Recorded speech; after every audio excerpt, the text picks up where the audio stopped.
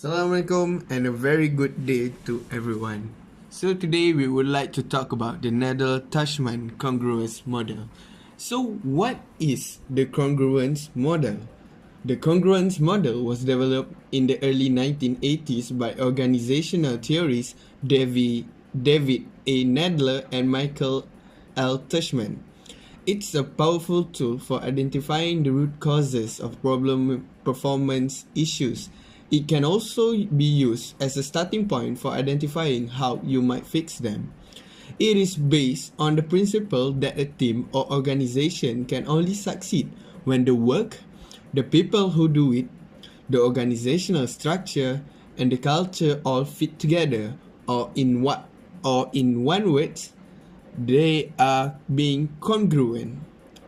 Where there is incongruence or a poor fit between these four critical elements, problems will arise.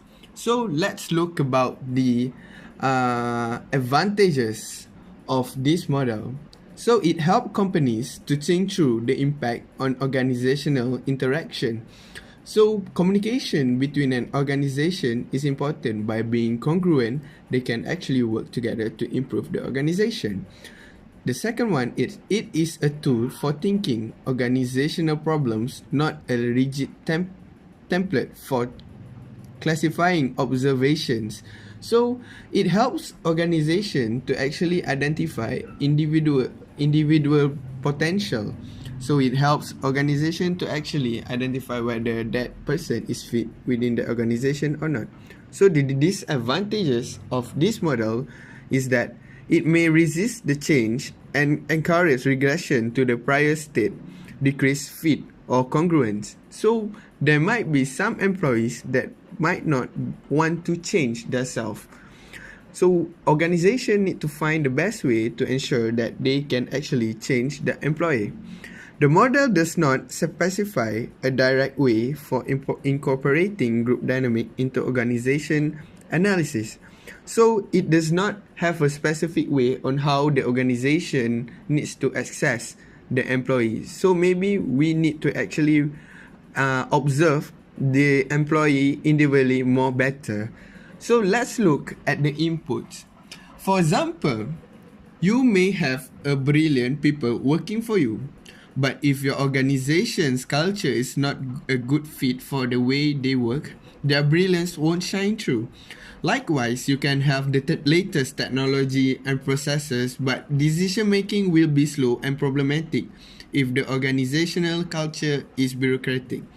The congruence model offers a systematic way to avoid this conflict. So, the input is where the environment, resources, and history.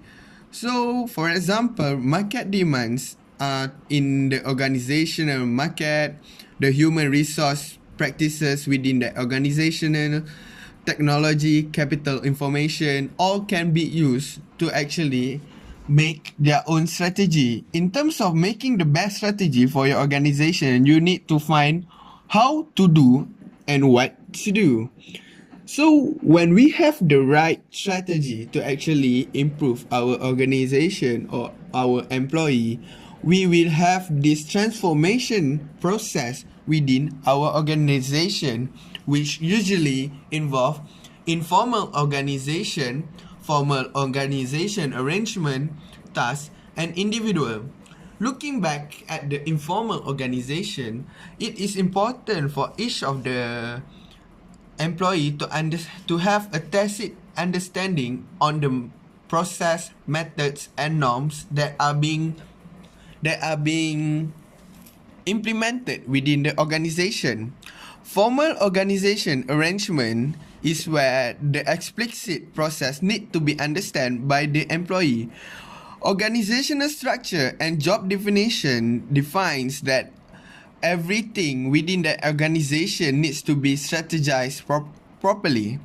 So physical layout and work environment within the organization is also part of the formal organizational arrangement.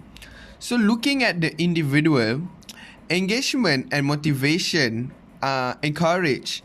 We can encourage our employee through engagement and motivation through rewards, compensation and benefits provided to the employee.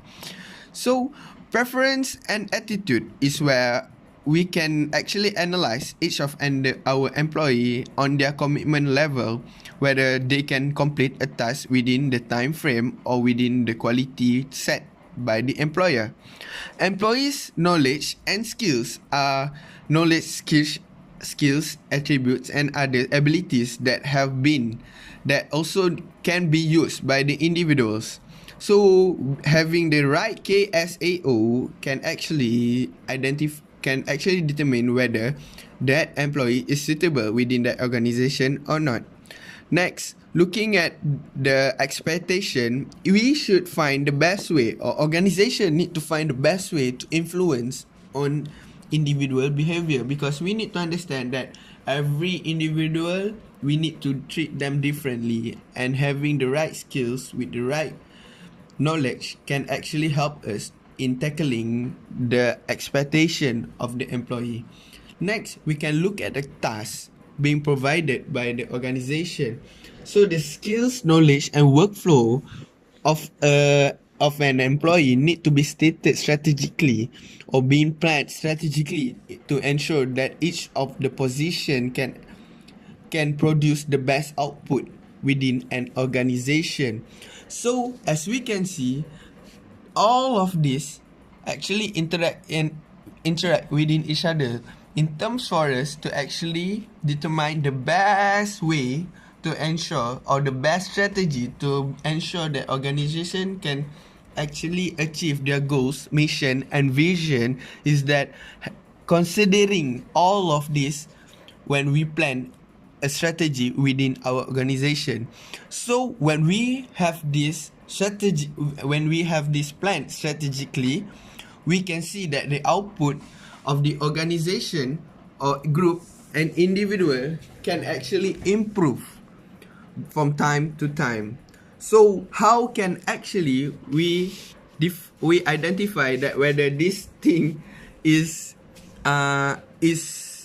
this thing could bring benefits, this model or congruence model can bring benefit, is that we can always seek for feedback from our employee. So this is basically what we should know about the Nadler Tushman Congruence Model. Thank you. If you guys have questions, do WhatsApp me at 019-275-2247.